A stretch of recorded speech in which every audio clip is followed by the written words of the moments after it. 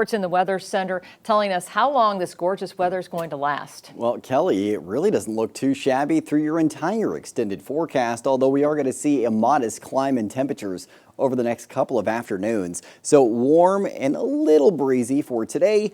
Air quality impacts really subsiding quite a bit. So we've got some limited smoke impacts still, and most of that's going to be above us and not necessarily at ground level. And then temperatures cooling back down as we head through the weekend. So great news there. A live look outside this morning at the Sundial Bridge in Reading, where this is a fantastic morning to get out for a stroll for some fresh air across the bridge. Really anywhere you want to go in the valley. You might even want to throw on the light extra layer because temperatures have dipped very nicely, mostly into the low to mid 60s for the valley overnight into this morning, but Reading still 72 degrees specifically, 66 degrees for Chico, 65 in Orville, 67 degrees for Red Bluff. We're in the 50s to mid 60s in the foothills, and we're in the 40s to lower 50s in our mountain zones right now. So a cool start to your morning. Winds pretty modest for most of us, but out of the northeast to 10 miles an hour in Reading, and this is why Reading is warmer than the rest of the valley. The downslope north winds artificially keeping Reading warmer. Winds light this morning, picking up out of the south a bit this afternoon. Gusts maybe 15 miles an hour out of the southeast for the valley.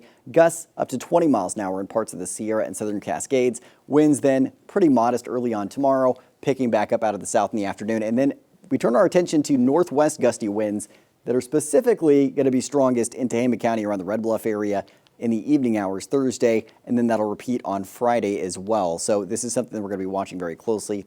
Wednesday, Thursday, Friday evenings, gusty northwest winds in Tehama County.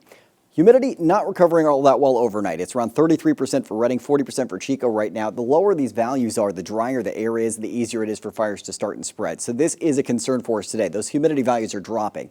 We are at 69% though for Chester, the area closest to where the Park Fire has been active. That's great news.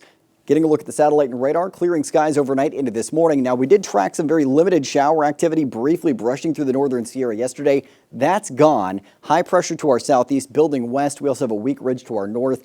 Both of those leaving us with dry conditions, but we've got these cooler systems tracking through to our north as well that are keeping our high temperatures in check. So as you get a look at what's on track for today, we're seeing sunshine for most of us, some thin clouds brushing through the northern end of the valley throughout the day. But again, early today and midday into your afternoon hours, sunshine for most of us. We'll see clear skies overnight, sunshine on tap for your Wednesday forecast, and then it looks likely we'll see a chance for a little shower activity just south of the Oregon border as we head through the afternoon hours, Wednesday, Thursday, and Friday, and then that subsides and we're just seeing sunshine for the most part heading through your weekend. Temperatures today, it looks like we'll top out in the mid to upper 80s in the northern mountains. Temperatures in the 70s to mid 80s in the Sierra and southern Cascades. Foothills, 70s to mid 80s as well, and upper 80s to mid 90s in the valley. 93 degrees for Reading, 92 for Red Bluff, 91 for Chico and Orville, 93 for Willow. So for mid-August standards, this is not bad at all. We're going to see temperatures climbing a little bit over the next couple of afternoons to mid 90s in Chico Thursday. Back down to the upper 80s with sunshine this weekend with lows in the low to mid 60s. Reading, mid 90s Wednesday through Friday, and then dipping back into the lower 90s for your weekend into early next week. Kelly, if you had to draw up a forecast for mid-August, this certainly would not look too shabby for you. I'll take it. Yeah, August for sure. Thanks, Court.